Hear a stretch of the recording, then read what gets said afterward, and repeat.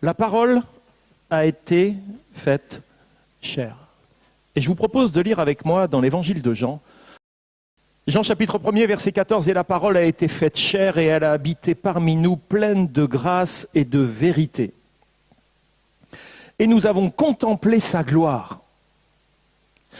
Une gloire comme la gloire du Fils unique, venu du Père. » Nous nous approchons doucement des périodes de Noël. Si vous vous en êtes pas encore rendu compte, allez faire un tour dans les supermarchés. Les jouets sont sortis, les décorations de Noël sont sorties. Je pense que s'il continue comme ça, au 15 août, on va avoir les décos de Noël et les jouets de Noël dans les supermarchés. Donc on s'approche doucement de la période de Noël et vous n'ignorez pas que cette fête chrétienne célèbre l'incarnation du Fils de Dieu. Ou le fait que Dieu en Christ s'est fait chair, lui permettant ainsi d'accomplir sa mission de salut par la rédemption de nos âmes, et cela dans le but que nous soyons, nous les chrétiens, réconciliés avec lui-même. Il nous a réconciliés avec lui-même. Ce n'est pas nous qui nous sommes réconciliés avec lui. C'est lui qui nous a réconciliés avec lui-même, étant donné que le péché avait mis une séparation entre nous et lui. On va parler de l'importance de l'incarnation. Sans l'incarnation, notre foi serait vaine. Notre rédemption n'aurait pas eu lieu à la croix du Calvaire et Christ ne serait pas mort en prenant sur lui le poids de notre condamnation. Et la justice de Dieu n'aurait donc pas été satisfaite. Il ne serait pas non plus ressuscité comme prémisse de tous ceux et de toutes celles qui sont sauvés.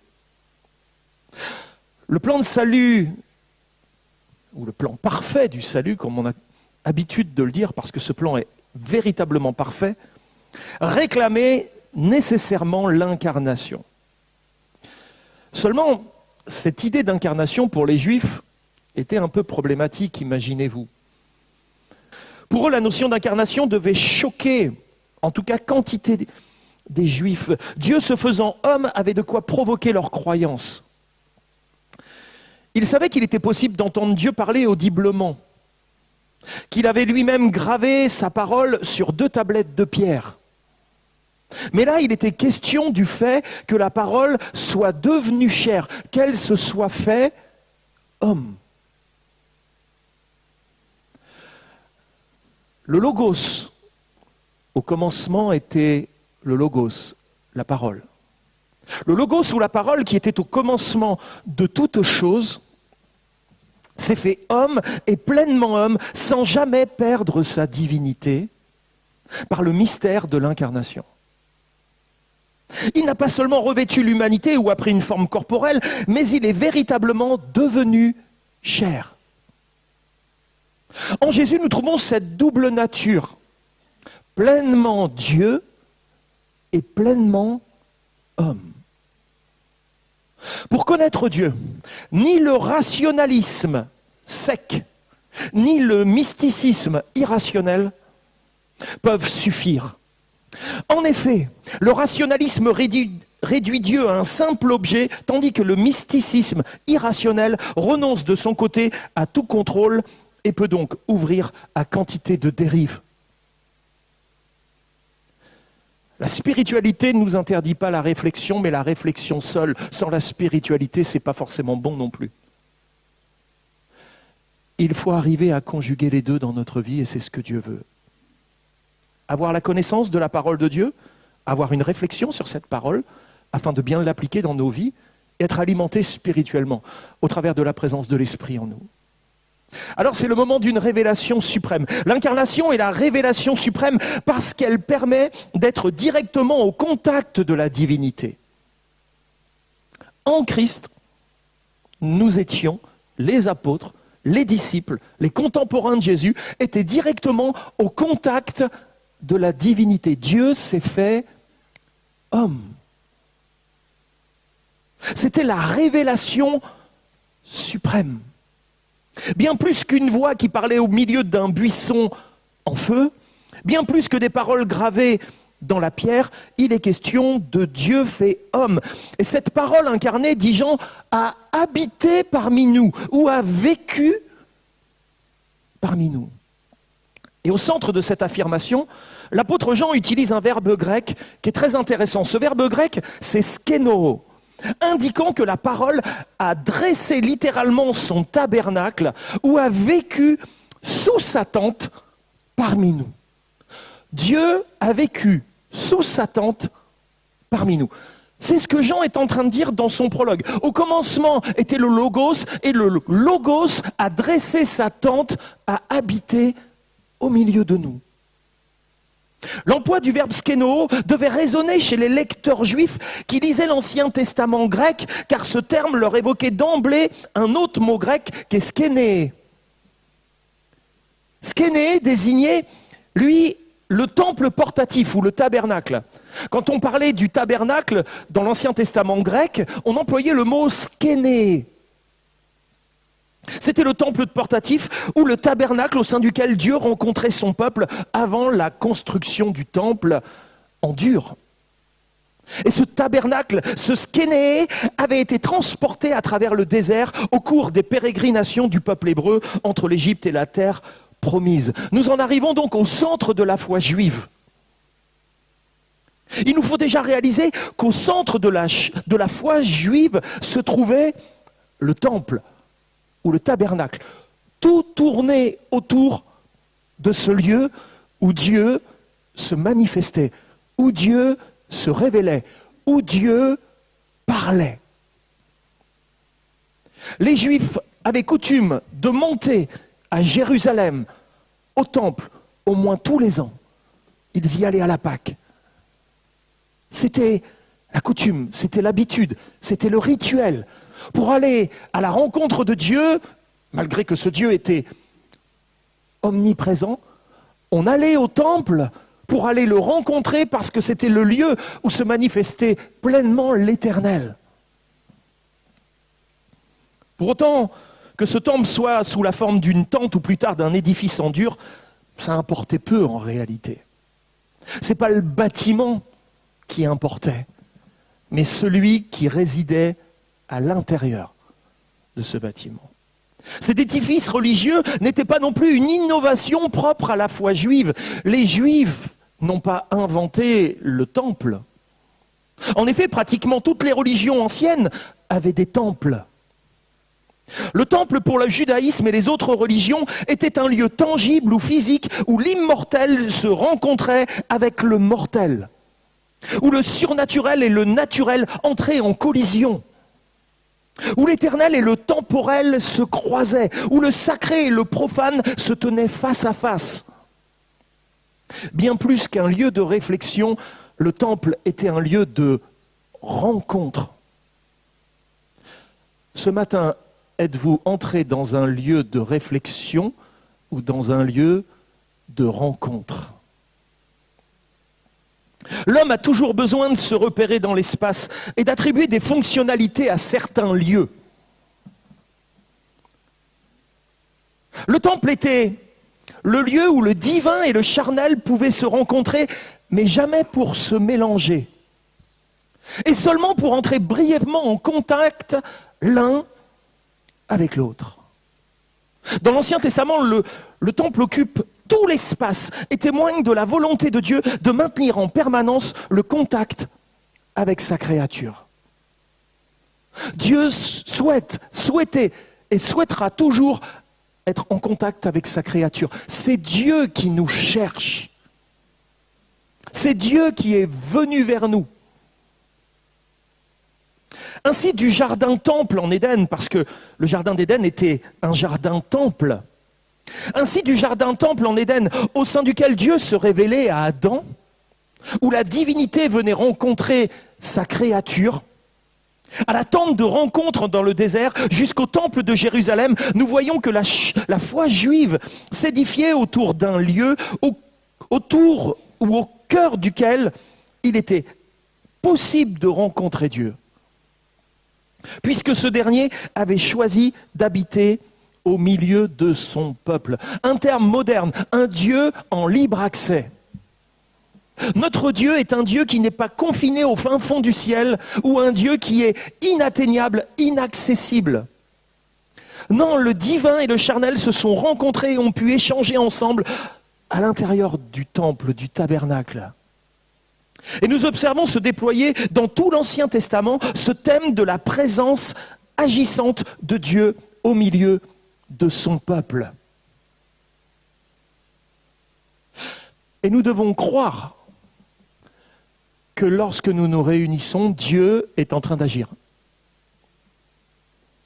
On n'est pas juste en train de partager sur qui est notre Dieu et ce qu'il est capable de faire, mais nous partageons aussi sur le fait qu'il fait alors que nous parlons de lui, alors que nous l'invoquons.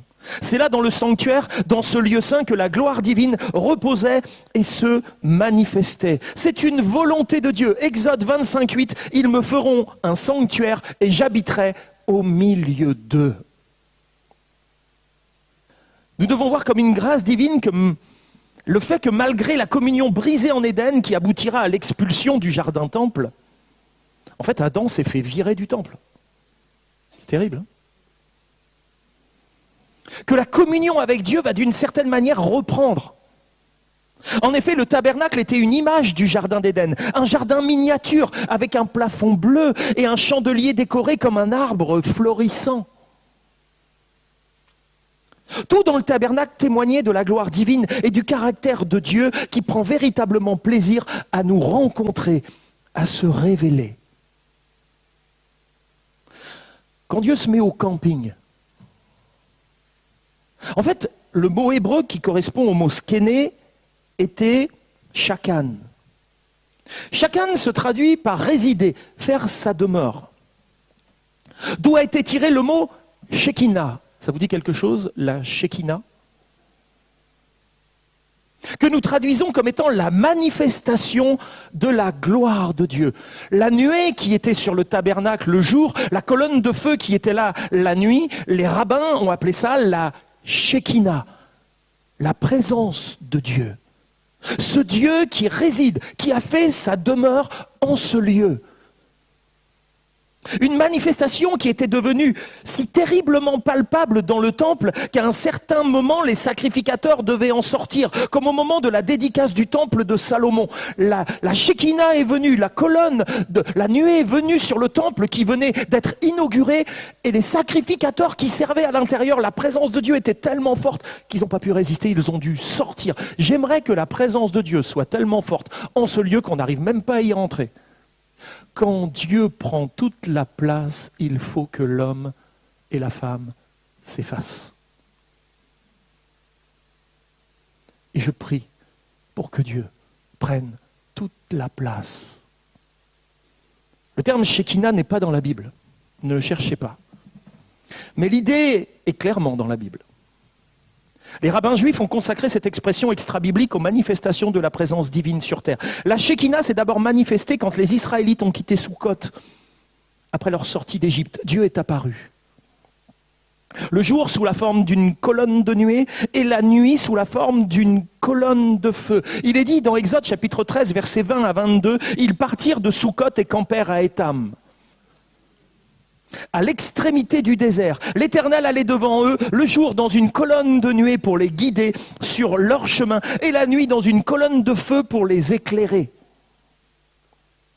Afin qu'ils puissent marcher jour et nuit, la colonne de nuée ne se retirait pas de devant le peuple pendant le jour, ni la colonne de feu pendant la nuit. La parole était là pour les guider. Une colonne de feu qui les éclairait. Ta parole est une lampe à mes pieds, une lumière sur mon sentier. La Shekinah, la présence de Dieu qui m'éclaire. Cette présence de Dieu était visible, non seulement aux Israélites, parce qu'on aurait pu prétexter à une hallucination collective, mais aussi à leurs ennemis, les Égyptiens. Regardez, dans Exode 14, versets 24 à 25, à la veille du matin, l'Éternel de la colonne de feu et de nuée regarda le camp des Égyptiens et mit en désordre le camp des Égyptiens. Un Dieu qui démonte les roues. Il ôta les roues de leurs chars et en rendit la marche difficile. Les Égyptiens dirent alors, fuyons devant l'Éternel, car l'Éternel combat pour lui contre les Égyptiens. la présence Shekinah de Dieu était suffisante pour convaincre ses ennemis qu'ils ne pouvaient pas lui résister et qu'il était préférable pour eux de fuir que de poursuivre leur plan. Alors quand Jean écrit son prologue, il annonce quoi? Il annonce un retour, le retour de la Shekinah. Remarquez alors que Jean dit dans le reste du verset 14, « Et la parole a été faite chair, et elle habitait parmi nous. Elle a tabernaclé, elle a skéné au milieu de nous, pleine de grâce et de vérité, et nous avons contemplé sa gloire. » La colonne, la nuée, la Shekinah était la manifestation de la gloire de Dieu. La parole est revenue au milieu de nous, la Shekinah est de retour et nous pouvons contempler sa gloire. Pour l'apôtre Jean, il était clair que la parole qui était au commencement était Christ et que la parole était donc de retour au milieu de son peuple. La présence de Dieu où sa Shekinah venait littéralement de nouveau tabernacler au sein de son peuple. Emmanuel, Dieu au milieu de nous, la parole de Dieu, celle qui était au commencement, qui a tout créé, est là, de retour, au milieu de nous. Quelle annonce, quelle révélation! Mais cette idée du fait que Dieu soit contenu à l'intérieur d'un temple pouvait être troublant, n'est-ce pas?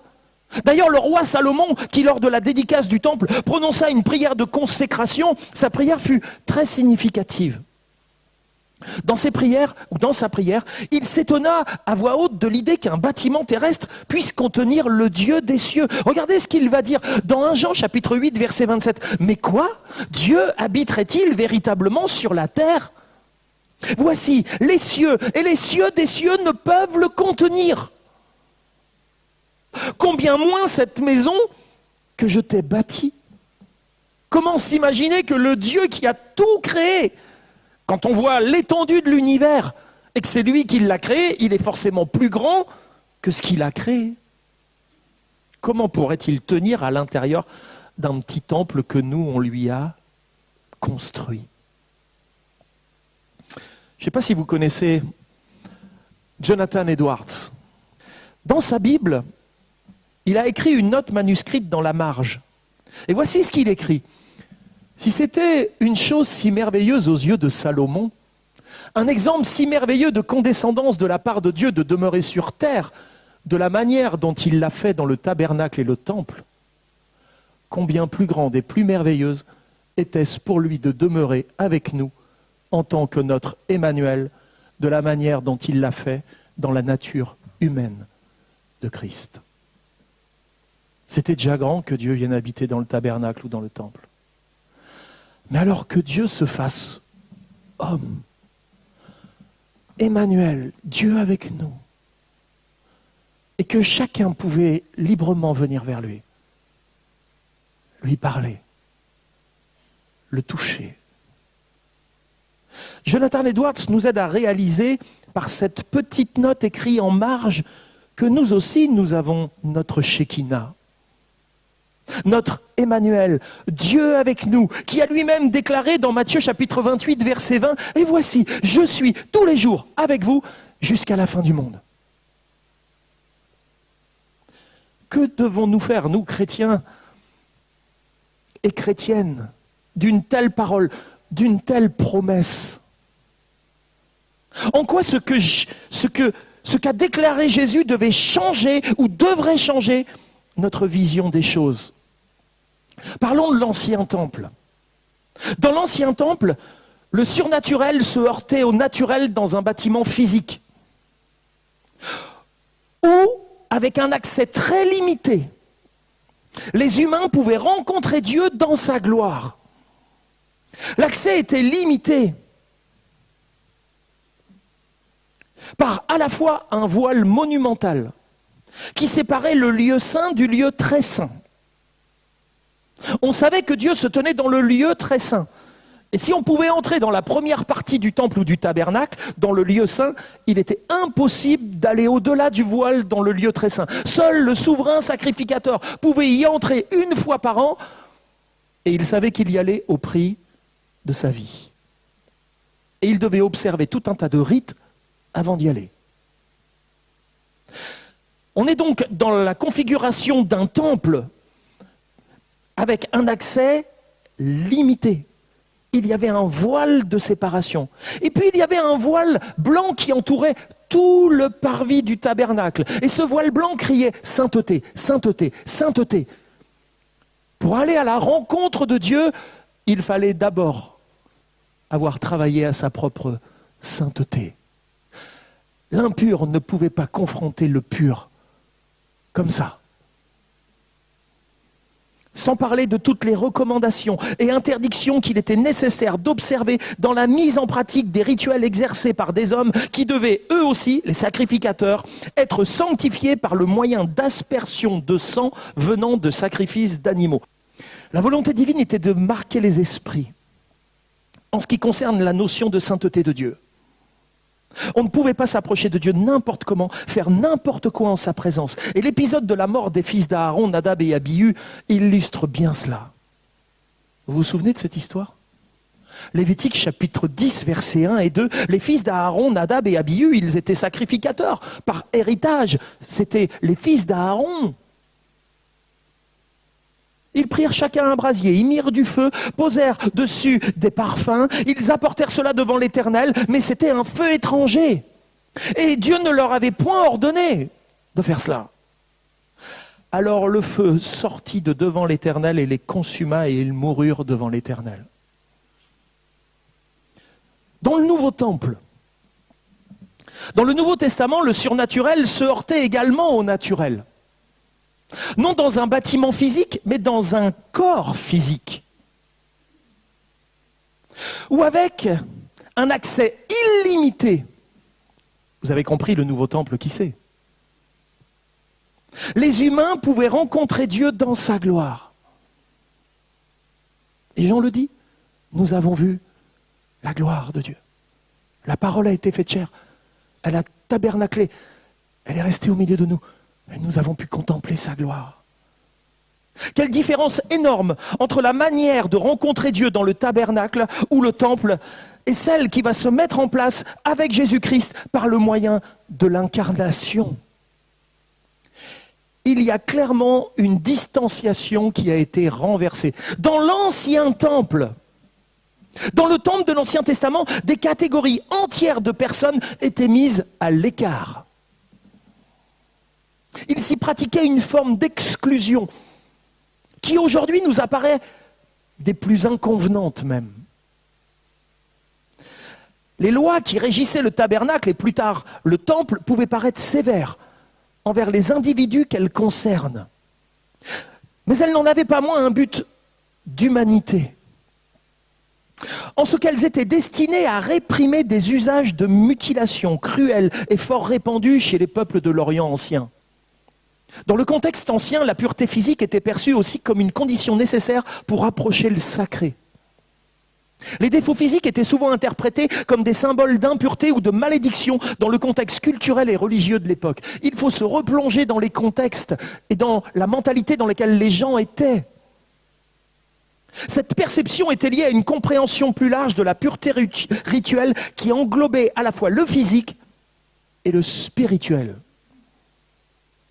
Il fallait une pureté spirituelle à laquelle devait s'associer une pureté physique.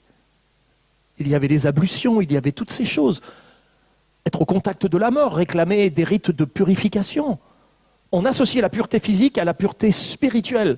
Est-ce que vous croyez que dans le Nouveau Testament, la pureté physique et spirituelle sont détachées? Ou est-ce qu'on doit toujours garder nos corps dans une véritable pureté? Il faut que et l'esprit et le corps soient maintenus dans une véritable pureté. Comment l'un pourrait ne pas être pur et l'autre l'être? Cette perception donc était liée à une compréhension plus large. Tout cela en fait était des moyens très pédagogiques et donc utiles que Dieu avait établis pour initier son peuple à la foi véritable et à ses critères en matière de sainteté. Nous pouvons ainsi lire que bien des choses entravaient la pleine jouissance des privilèges attachés à la parenté d'Aaron. Un des fils d'Aaron pouvait avoir un défaut corporel. Il pouvait être aveugle ou boiteux. Il pouvait être bossu. Si tel était le cas, une quelconque de ces infirmités aurait matériellement affecté sa jouissance des privilèges et l'accomplissement des fonctions qui appartenaient à cette relation de parenté. Car nous lisons dans Lévitique, chapitre 21, versets 21 à 23, que nul homme de la semence d'Aaron, le sacrificateur, en qui il y aura quelques défauts corporels, ne s'approchera pour présenter les sacrifices de l'Éternel faits par le feu. Il y a en lui un défaut corporel. Il ne s'approchera pas pour présenter le pain de son Dieu. Par contre, il mangera le pain de son Dieu. Des choses très saintes et des choses saintes. Seulement, il n'entrera pas vers le voile, de l'autre côté du voile, et ne s'approchera pas de l'autel, car il y a en lui un défaut corporel. Il ne profanera pas mes sanctuaires, car moi, je suis l'Éternel qui les sanctifie.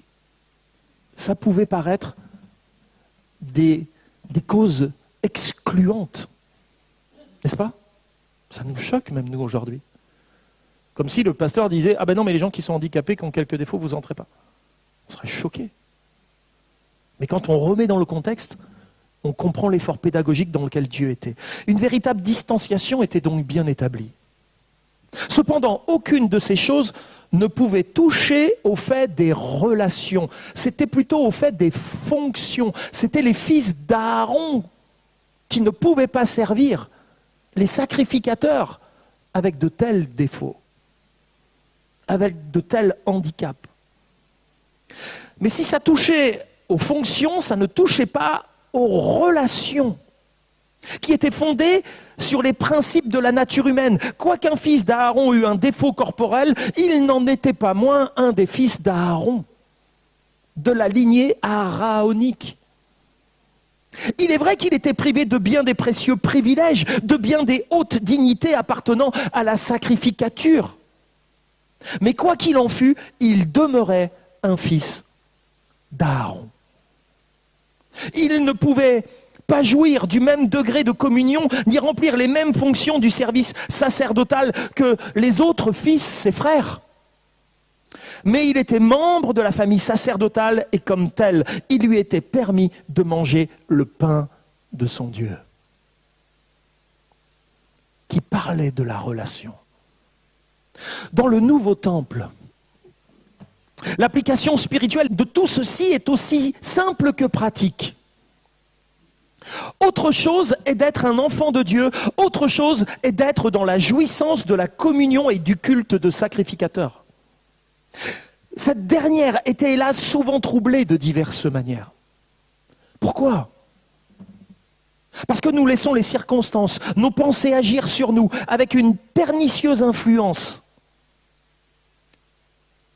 Nous ne saurions supposer que tous les chrétiens connussent en pratique la même élévation de marche, la même intimité de communion, la même proximité consciente de Christ. En effet, plusieurs peuvent déplorer peut-être dans leur vie des défauts, pas corporels, spirituels. Il y a aussi spirituellement la marche boiteuse, n'est-ce pas ? Jusqu'à quand boiterez-vous, clocherez-vous des deux côtés? Jusqu'à quand, disait Dieu, par son prophète. Il y a la marche boiteuse spirituelle, le sens de la vue défectueux, la croissance arrêtée, ou bien nous nous laissons aller à nous souiller par le contact avec le mal, ou affaiblir et entraver par des relations profanes. En un mot, comme les fils d'Aaron, quoique sacrificateurs de naissance, étaient cependant privés de bien des privilèges par les souillures cérémonielles et les défauts physiques, nous aussi, quoique sacrificateurs de Dieu, par la naissance d'en haut, nous sommes privés de bien des grands et saints privilèges de notre position. En raison de quoi ? De toutes nos souillures morales et des infirmités spirituelles dont nous souffrons encore trop souvent.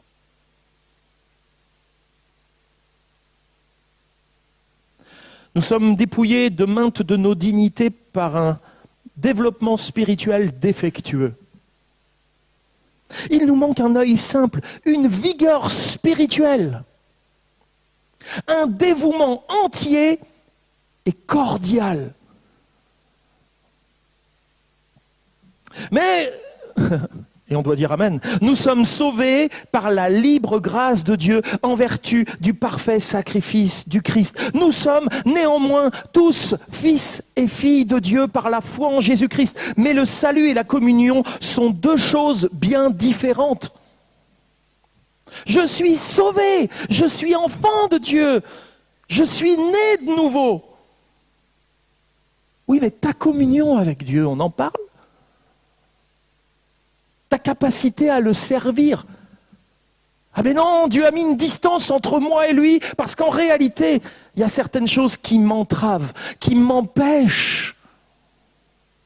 Comme les fils d'Aaron, qui souffraient de quelques handicaps, ne pouvaient plus servir.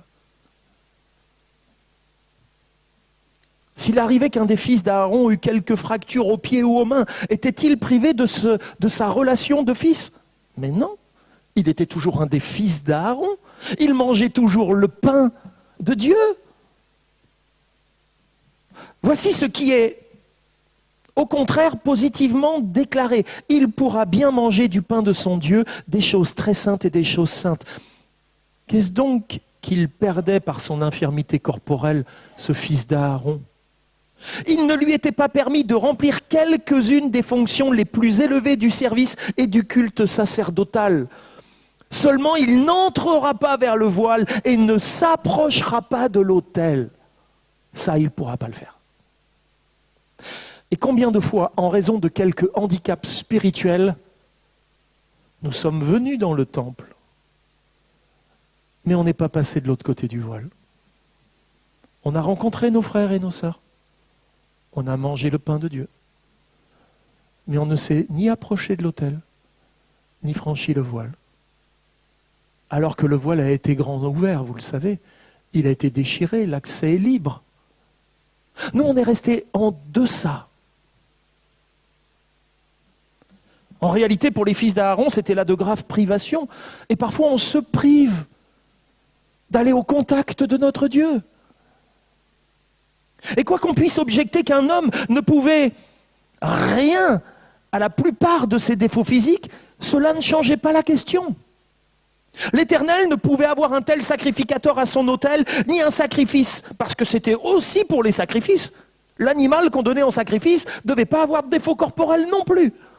Il ne pouvait pas avoir un sacrificateur, ni un sacrifice entaché sur son autel. Il fallait que soit le sacrificateur et le sacrifice fussent parfaits, parce qu'ils incarnaient une symbolique très forte d'un jour où un sacrifice parfait allait être donné par un sacrificateur tout aussi parfait. D'ailleurs, le sacrifice et le sacrificateur ne sont qu'un. Il s'est offert lui-même. Quels sont les privilèges du nouveau temple? Parce que nous, on n'est plus dans l'ancien temple. On est dans le nouveau.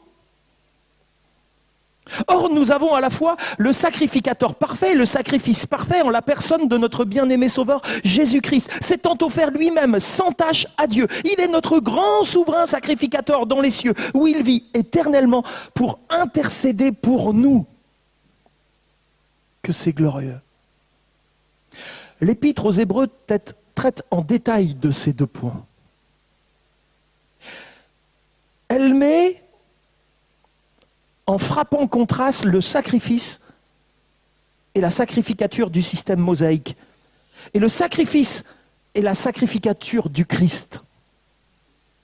L'Épître aux Hébreux amène le contraste, puisque ceux qui étaient destinés à recevoir cette lettre étaient des chrétiens d'arrière-plan juif qui avaient tendance à revenir au judaïsme. Alors l'auteur de l'Épître aux Hébreux, qui est un apologète extraordinaire, va dire, mais regardez le sacrifice de l'Ancien Testament, regardez son sacrificateur, et maintenant regardez le sacrifice du Nouveau Testament, et regardez son grand sacrificateur. Comparez les deux.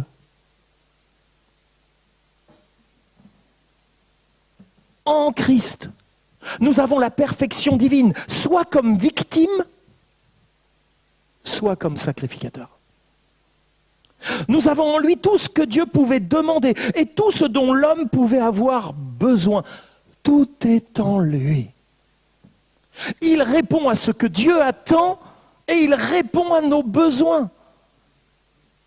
Son sang précieux a ôté nos péchés et sa puissante intercession nous maintient dans toute la perfection de la place où son sang nous a introduits.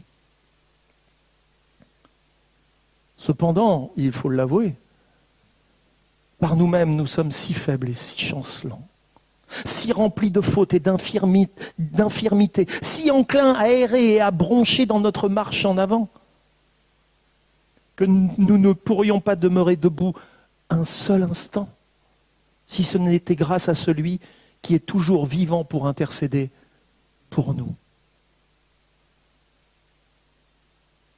Dans l'ancienne alliance, on aurait été consumés comme les fils d'Aaron.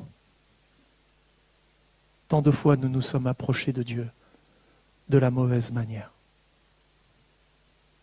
Nous avons parfois beaucoup de peine à concilier l'idée de la position parfaite du croyant en Christ avec les besoins d'une sacrificature. C'est vrai, si Christ nous a justifiés, s'il nous a sanctifiés, si nous sommes purs aux yeux de Dieu au travers de son sacrifice, en quoi aurions-nous encore besoin aujourd'hui d'un sacrificateur ? Pourtant, nous avons un sacrificateur. Vous savez où est-ce qu'il est, notre sacrificateur, aujourd'hui ? Il est où, votre sacrificateur ? Votre souverain sacrificateur. Dites-moi où il est. Il est au ciel. Mais quel endroit ? C'est-à-dire que dans le temple céleste, il est de quel côté du voile ? Il est dans le lieu très saint. Il a traversé le tabernacle céleste. Il est allé au-delà du voile. Et il se tient dans la présence. Notre souverain sacrificateur est entré une fois pour toutes. Le souverain sacrificateur dans l'Ancien Testament, entré à Yom Kippour, il en ressortait en ayant mis le sang sur le couvercle de l'arche de l'Alliance pour apaiser Dieu du péché du peuple, une fois par an. Là, Christ est entré dans le tabernacle céleste. Il a franchi le voile, non avec le sang des taureaux et des boucs, mais avec son propre sang, il a fait l'expiation devant le Père. Et il se tient aujourd'hui, toujours notre sacrificateur dans le lieu saint. Il n'en est pas encore clairement ressorti. Il va en ressortir bientôt. Mais il est toujours dans son rôle d'intercession. Si nous sommes parfaits en Christ, quel besoin avons-nous encore d'avoir un sacrificateur ? Il est de la dernière importance de saisir avec clarté et exactitude la parfaite harmonie de ces deux phases de la vérité. Le croyant est parfait en Christ. Là, vous devez dire Amen. Mais en lui-même, il est encore une pauvre et faible créature, toujours exposée à tomber. C'est terrible. De là l'ineffable bonheur d'avoir à la droite de la majesté dans les cieux quelqu'un qui prend soin de tout ce qui nous concerne. Quelqu'un qui nous soutient continuellement par la main droite de sa justice. Quelqu'un qui ne nous abandonnera jamais. Quelqu'un qui peut sauver parfaitement et jusqu'au bout. Quelqu'un qui est le même hier, aujourd'hui et éternellement. Quelqu'un qui nous fera passer en triomphe à travers toutes les difficultés et tous les dangers qui nous entourent et qui nous placera irréprochables devant sa gloire avec abondance et joie. Quelqu'un qui intercède constamment pour nous. Béni soit à jamais la grâce qui a si simplement et si amplement pourvu à tous nos besoins par le sang d'une victime sans tache et par l'intercession d'un divin souverain sacrificateur. Rien de comparable avec ce qui se passait dans l'Ancien Testament. Ce n'était que des images de réalités qui allaient prendre place, ô combien plus grandes. Efforçons-nous donc de marcher de manière à nous conserver purs du monde et à nous tenir à part de toute mauvaise pensée ou relation afin que nous puissions jouir des plus grands privilèges et remplir les plus hautes fonctions de notre position de membre de la famille sacerdotale dont Christ est à la tête. C'est lui, notre grand souverain sacrificateur. Mais nous, les croyants, nous sommes tous des sacrificateurs pour Dieu le Père. Nous avons la liberté d'entrer dans le lieu saint par le sang de Jésus. Nous avons un grand privilège et un grand sacrificateur établi sur la maison de Dieu. Aussi, rien ne peut nous enlever ces privilèges. Mais notre communion peut être troublée et notre culte peut être empêché, ainsi que nos saintes fonctions peuvent être négligées. Ces questions cérémonielles au sujet desquelles les fils d'Aaron sont avertis ont donc leur antitype dans l'économie chrétienne. C'est-à-dire qu'on trouve les mêmes choses. Regardez. Si les fils d'Aaron étaient exhortés à se garder de tout contact souillé, est-ce que ça nous concerne nous aussi? Ah oui. S'ils étaient exhortés à se garder des alliances profanes, nous aussi on ne doit pas faire des alliances profanes. S'ils étaient exhortés à se garder de toute espèce de souillure cérémonielle, nous sommes aussi avertis de nous garder de toute souillure de la chair et de l'esprit. S'ils devaient être privés de la jouissance de leur plus grand privilège par les défauts corporels et une croissance imparfaite, nous le sommes de même par les imperfections morales et une croissance spirituelle imparfaite. Oserions-nous mettre en question l'importance de tous ces principes ? N'est-il pas évident que plus nous apprécions les bénédictions attachées à cette maison sacerdotale dont nous avons été constitués membres, en vertu de notre naissance spirituelle et pas physique comme les fils d'Aaron, plus nous nous garderons soigneusement de tout ce qui pourrait tendre, de quelque manière que ce soit, à nous en enlever la jouissance. Nous pouvons compter et nous appuyer sur la force que nous communique le Saint-Esprit dans le but de continuer à jouir de nos places de sacrificateurs. Nos capacités à l'être et à s'y maintenir nous viennent de Dieu. Par la puissance du Saint-Esprit, nous remplirons fidèlement nos fonctions de sacrificateurs. Parce que ce n'est pas par notre puissance à chacun qu'on peut accomplir ce que Dieu attend de nous. Grâce au Saint-Esprit, nous sommes rendus capables de présenter nos corps en sacrifice vivant, saint et agréable à Dieu. Grâce au Saint-Esprit, nous sommes rendus capables d'offrir sans cesse devant Dieu un sacrifice de louange, c'est-à-dire le fruit de lèvres qui confesse son nom. Chaque membre de la maison spirituelle et de la sainte sacrificature, grâce au Saint-Esprit, nous sommes rendus capables d'offrir des sacrifices spirituels agréables à Dieu par Jésus-Christ, comme membre de la maison spirituelle. Grâce au Saint-Esprit, nous sommes rendus capables d'anticiper en quelque mesure ce temps heureux où les alléluia d'une adoration fervente et intelligente monteront d'une création rachetée jusqu'au trône de Dieu et de l'agneau pendant toute l'éternité. Comme nous l'avons vu ensemble, dans le Nouveau Testament, certaines choses vont évoluer. Et lorsque nous voyons Jésus inclure et guérir des personnes marginalisées en raison de handicap, il souligne ainsi que la foi et la relation avec Dieu ne dépendent pas de notre état physique. Et là, on pourrait dire, amen, quoi. C'est donc ailleurs qu'il faut diriger nos regards et nos recherches. En Christ, nous pouvons réaliser que les véritables boiteux ne sont pas ceux qui le sont dans le physique, mais bel et bien où ? Dans leur âme. Regardez ce que Paul va dire. Il va donner une petite liste qui n'est pas exhaustive. 1 Corinthiens 6, 9. Ne savez-vous pas que les injustes n'hériteront pas le royaume de Dieu ? Ne vous y trompez pas, ni les impudiques, ni les idolâtres, ni les adultères, ni les efféminés, ni les infâmes, ni les voleurs, ni les cupides, ni les ivrognes, ni les outrageux, ni les ravisseurs n'hériteront du royaume de Dieu. Voilà les handicaps. Le verset de Matthieu 18, 8 prend alors tout son sens. Mieux vaut entrer pour toi dans la vie, boiteux ou manchot, que d'avoir tes deux pieds et tes deux mains et d'être jeté dans le feu de la géhenne. Alors il y a une prophétie ancienne, et elle est merveilleuse. Aussi, la venue d'un temple dans lequel chacun allait véritablement devenir sacrificateur pour Dieu le Père était annoncée dès l'Ancien Testament. Et allait se réaliser lors de la venue du Seigneur. Regardez ce qu'il est dit dans la prophétie d'Ésaïe, elle est magnifique cette prophétie. Que l'étranger qui s'attache à l'Éternel ne dise pas « l'Éternel me séparera de son peuple ». Et que l'eunuque ne dise pas « voici, je suis un arbre sec ». Les eunuques ne pouvaient pas entrer. Car ainsi parle l'Éternel, aux eunuques qui garderont mes sabbats, qui choisiront ce qui m'est agréable et qui persévéreront dans mon alliance. Je donnerai dans ma maison et dans mes murs une place et un nom préférable à des fils et à des filles.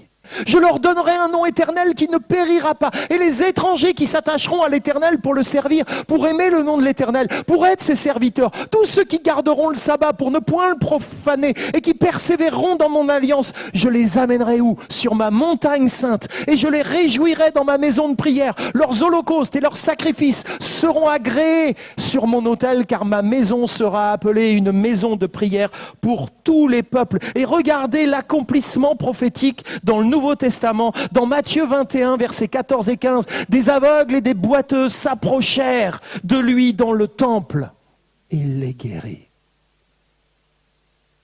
Mais les principaux sacrificateurs et les scribes furent indignés à la vue des choses merveilleuses qu'il avait faites. Ils sont indignés des choses merveilleuses. Et des enfants qui criaient dans le temple « Hosanna au fils de David !» En effet, si dans le temple de l'Ancien Testament, on repoussait en quelque sorte les malades, les difformes et les impurs, dans le temple du Nouveau Testament, étaient attirés les malades, les difformes et les impurs.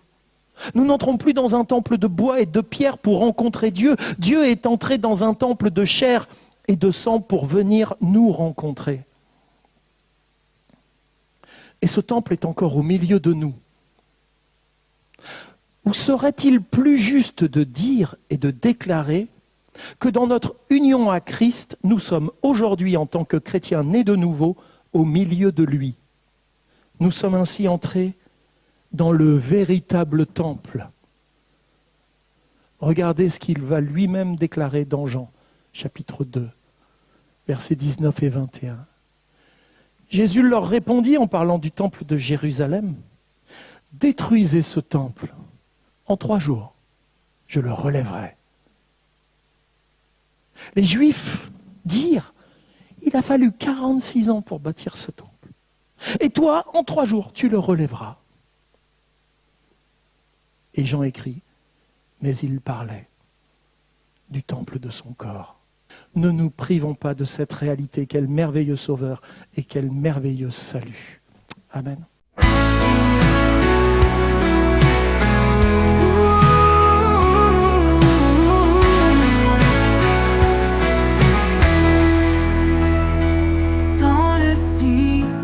De la nuit, là où l'espoir s'épanouit, Jésus, toi notre refuge, dans ton amour nous nous plongeons. Jésus, notre temple, notre Shekinah, ta lumière nous brille et nous guide ici-bas. Dans chaque prière, dans chaque regard, tu es la paix qui ne peut s'égarer.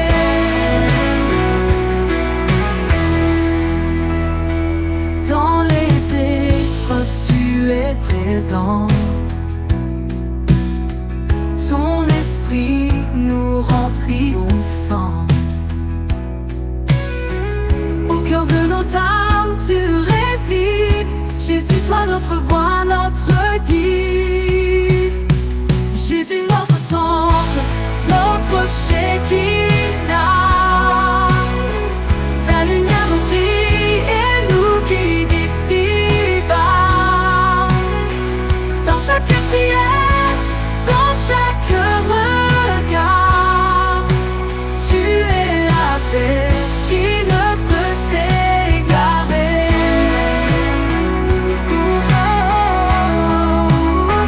Shekinah, gloire dans nos vies. Ta présence douce, elle nous unifie. Dans la joie ou dans la douleur, Jésus, en toi nous trouvons le cœur. Jésus, notre temple, notre Shekinah.